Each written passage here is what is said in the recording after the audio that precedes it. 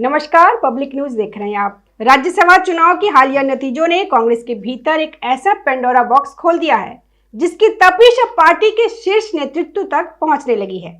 बिहार, कर्नाटक और असम जैसे राज्यों में जो कुछ भी हुआ वह केवल हार जीत का आंकड़ा नहीं था, बल्कि कांग्रेस के सांगठनिक ढांचे में लगी उस दीमक का प्रमाण था जो वर्षों से अंदर ही अंदर पार्टी को खोखला कर रही है। आज कांग्रेस एक ऐसे दौराहे पे खड़ी है जहां एक तरफ बाहरी राजनीतिक चुनौतियां हैं तो दूसरी तरफ अपने ही अपनों की बगावत। कई राज्यों में क्रॉस वोटिंग, विधायकों की गैर हाजिरी और अप्रत्याशित परिणामों ने पार्टी के भीतर असंतोष और बगावत की आहट को और तेज कर दिया है। राज्यसभा चुनाव आमतौर पर गणित का खेल माना जाता है, जहां हर पार्टी अपने विधायकों की संख्या के आधार पर सीटें तय कर लेती है। लेकिन इस बार समीकरण अचानक बदल गए। जिन राज्यों में कांग्रेस को सीटें मिलने की उम्मीद थी, वहां या तो उनके विधायक अनुपस्थित रहे या फिर पार्टी लाइन के खिलाफ जाकर वोट किया। इससे पार्टी को सिर्फ चुनावी नुकसान ही नहीं हुआ, बल्कि संगठनात्मक कमजोरी भी उजागर हो गई। राज्यसभा चुनाव के बाद अब सबकी निगाहें राज्यों के विधानसभा चुनाव पर टिकी है। भारतीय लोकतंत्र में चुनाव किसी भी राजनीतिक दल के लिए सबसे बड़ी परीक्षा माना जाता है। यह वह समय होता है जब जनता यानी मतदाता राजनीतिक दलों के काम, उनकी नीतियों और उनके नेतृत्व का मूल्यांकन करता है। इस परीक्षा का परीक्षक देश का आम नागरिक होता है, जो अपने वोट के जरिए तय करता है कि किस पार्टी को कितने नंबर मिलने चाहिए, यानी किसे कितनी सीटें और कितना जन समर्थन मिलना चाहिए। भारत में चुनावी व्यवस्था फर्स्ट पास्ट द पोस्ट यानी कि FPTP सिस्टम पर आधारित है। इस सिस्टम में सरकार बनाने का आधार वोट प्रतिशत नहीं, बल्कि सीटों की संख्या होती है। यानी अगर किसी पार्टी को कम वोट प्रतिशत के बावजूद ज्यादा सीटें मिल जाती है तो वही सरकार बनाती है। लेकिन सरकार जो बनती है वो किसी पार्टी को कितनी सीटें मिली है इसके आधार पर बनती है। वोट शेयर के आधार पर सरकार नहीं बनती। इसलिए सभी पार्टियों की कोशिश होती है कि ज्यादा से ज्यादा सीटें जीते, या कम से कम जो बहुमत का आंकड़ा है विधानसभा में या जब लोकसभा का हो रहा हो तो लोकसभा में उस बहुमत के आंकड़े को पार करे। ये जो है मिनिमम, एक तरह से कह लीजिए थ्रेशहोल्ड है। वोट शेयर केवल विश्लेषण, टीवी डिबेट और आंतरिक समीक्षा के लिए महत्वपूर्ण होता है कि कहां पार्टी मजबूत है, कहां कमजोर है और कहां सुधार की जरूरत है। इसलिए हर राजनीतिक दल का मुख्य लक्ष्य होता है कि वह ज्यादा से ज्यादा सीटें जीते और बहुमत का आंकड़ा पार करे।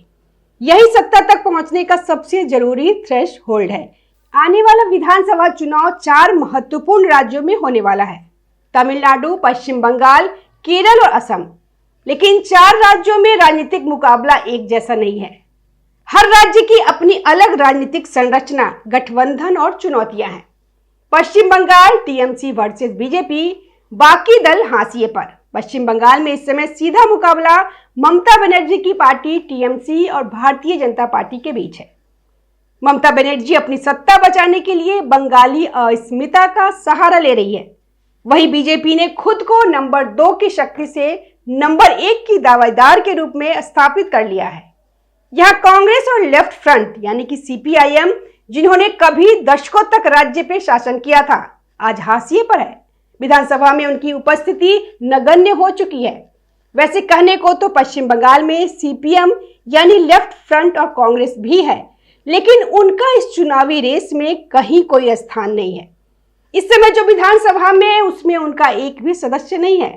हालांकि यह अलग बात है कि दोनों पार्टियां मिलकर 64 साल तक सत्ता में रह चुकी है, जो यह दर्शाता है कि मतदाता जब मन बदलता है तो इतिहास की गौरवशाली विरासत भी उसे बचाने में सक्षम नहीं होती। तो मतदाता जब बदलता है, उसका मन बदलता है, तो क्या करता है? इसका यह उदाहरण है। तो पश्चिम बंगाल में कांग्रेस पार्टी का कुछ नहीं है। दूसरा राज्य है तमिलनाडु। तमिलनाडु एक ऐसा प्रदेश है जो गठबंधन की राजनीति वाला प्रदेश है। 1967 के बाद से यहाँ किसी एक पार्टी को स्पष्ट बहुमत नहीं मिला। सत्ता हमेशा गठबंधन के जरिए बनी। यहाँ मुख्य मुकाबला DMK और AIADMK है। AIADMK के बीच होता है। यहाँ DMK और AIADMK जैसे क्षेत्रीय दल ही मुख्य धुरी है। कांग्रेस और BJP यहाँ जूनियर पार्टनर की भूमिका में है। कांग्रेस को डीएमके ने दबाव के बाद 28 सीटें दी है, जबकि बीजेपी अनाद्रमुक के साथ चुनावी मैदान में है। यह राष्ट्रीय दलों का अपना कोई स्वतंत्र बड़ा जनाधार नहीं है। वे केवल क्षेत्रीय छत्रपों के सहारे ही अपनी उपस्थिति दर्ज करा पाते हैं। तीसरा राज्य है केरल। केरल में चुनाव हमेशा दो बड़े गठबंधनों के बीच होता है। लेफ्ट डेमोक्रेटिक फ्रंट एलडीएफ, जिसका नेतृत्व सीपीआईएम करती है। दूसरा यूनाइटेड डेमोक्रेटिक फ्रंट यूडीएफ, जिसका नेतृत्व कांग्रेस करती है। केरल की राजनीति ऐतिहासिक रूप से एलडीएफ और यूडीएफ के बीच झूलती रही है। हर 5 साल में सत्ता परिवर्तन यहाँ की रीत थी, जिसे 2021 में पिनराई विजयन के नेतृत्व वाली सीपीएम ने लगातार दूसरी बार जीतकर तोड़ दिया। कांग्रेस के लिए केरल करो या मरो की स्थिति वाला राज्य है। यहाँ हार जीत का अंतर मात्र 1% से 2% वोट शेयर का होता है। राहुल गांधी और प्रियंका गांधी दोनों का इस राज्य में से गहरा नाता है, लेकिन पार्टी के भीतर मुख्यमंत्री पद के दावेदारों केसी वेणुगोपाल, शशि थरूर और वी सतीश, उनके बीच मची खींचतान कांग्रेस की राह मुश्किल बना रही है। यह बहुनेतृत्व वाली स्थिति पार्टी को कमजोर कर रही है, क्योंकि कोई एक चेहरा पूरे राज्य में प्रभाव नहीं रखता। चौथा राज्य है असम। सीधी लड़ाई बीजेपी वर्सेस कांग्रेस। असम में मुकाबला बिल्कुल साफ है। एक तरफ हिमंता बिस्वा शर्मा के नेतृत्व में बीजेपी और दूसरी तरफ कांग्रेस, जो अभी तक वापसी नहीं कर पाई। कभी तरुण गोगोई के नेतृत्व में कांग्रेस यहां मजबूत थी और लगातार 3 बार सत्ता में रही, लेकिन 2016 के बाद से बीजेपी ने यहां अपनी पकड़ मजबूत कर ली है। असम में तरुण गोगोई के युग के बाद कांग्रेस वैचारिक और सांगठनिक रूप से बिखर गई। 2011 में महज 5 सीटों पर सिमटने वाली बीजेपी ने 2016 और 2021 में जो छलांग लगाई, उसने कांग्रेस को बैकफुट पे धकेल दिया। आज यहां मुकाबला सीधा है। बीजेपी की ओर से मुख्यमंत्री हेमंत बिस्वा शर्मा और कांग्रेस की ओर से गौरव गोगोई। इन 4 राज्यों में से असम और केरल सबसे ज्यादा महत्वपूर्ण माना जा रहा है, क्योंकि यहां कांग्रेस सीधे मुकाबले में है।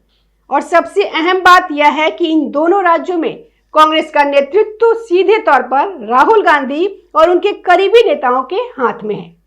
केरल में राहुल गांधी पहले वायनाड से सांसद रह चुके हैं, जबकि उनकी बहन प्रियंका गांधी वाड्रा भी अब सक्रिय भूमिका में है।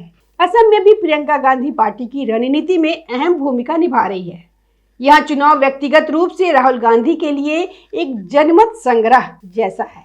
उन्होंने कांग्रेस के पुराने गार्ड्स को पीछे धकेलकर अपनी एक नई टीम तैयार की है, जिसे अब राहुल कांग्रेस कहा जा सकता है।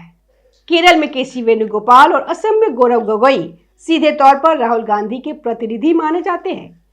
केरल में राहुल गांधी स्वयं वायनाड से सांसद रहे हैं और अब प्रियंका गांधी वहां का प्रतिनिधित्व कर रही हैं।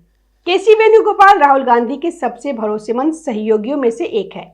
यदि केरल में कांग्रेस सत्ता में वापसी नहीं कर पाती, तो यह केवल केसी वेणुगोपाल की हार नहीं होगी, बल्कि राहुल गांधी की उस रणनीति की विफलता मानी जाएगी, जिसके तहत उन्होंने केरल को कांग्रेस का नया अवैध दुर्ग बनाने की कोशिश की थी।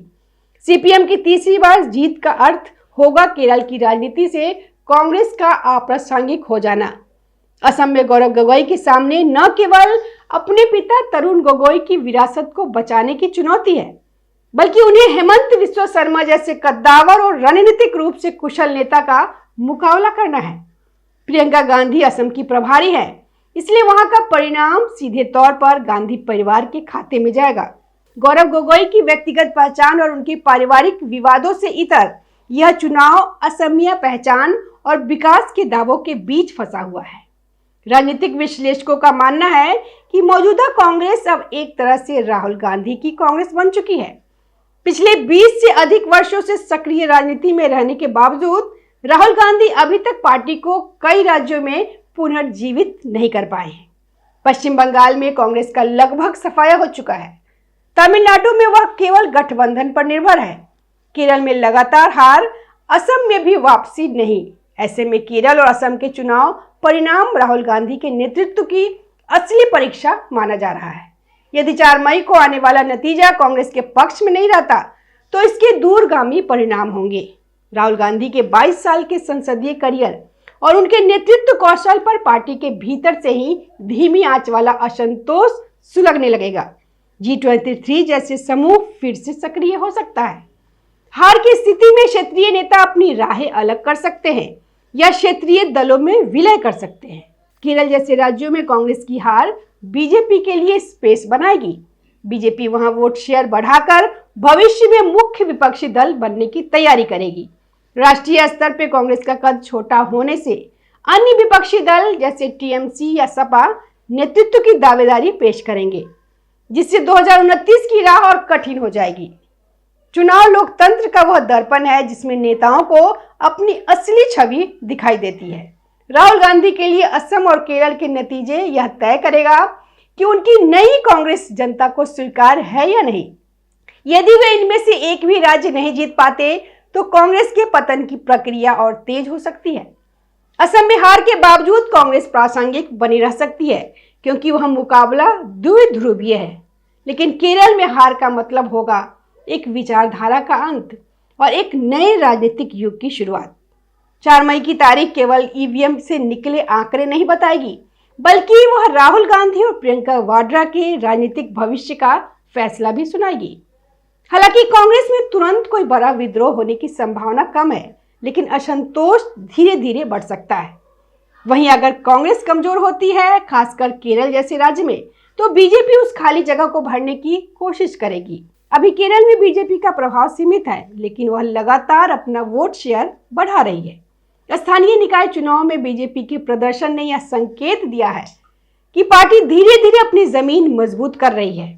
कुल मिलाकर आने वाले चुनाव सिर्फ राज्यों की सरकार तय नहीं करेंगे, बल्कि यह भी तय करेगा कि राष्ट्रीय राजनीति में कांग्रेस की स्थिति क्या होगी। अब सबकी नजरें चुनाव परिणाम पर टिकी है, क्योंकि यह सिर्फ सीटों का खेल नहीं है, यह नेतृत्व, रणनीति और भविष्य की राजनीति का फैसला है। धन्यवाद। ताज़ा खबरों से जुड़े रहने के लिए हमारे चैनल को सब्सक्राइब करें और बेल आइकन को दबाना ना भूलें, ताकि हर खबर की नोटिफिकेशन आपको मिलती रहे।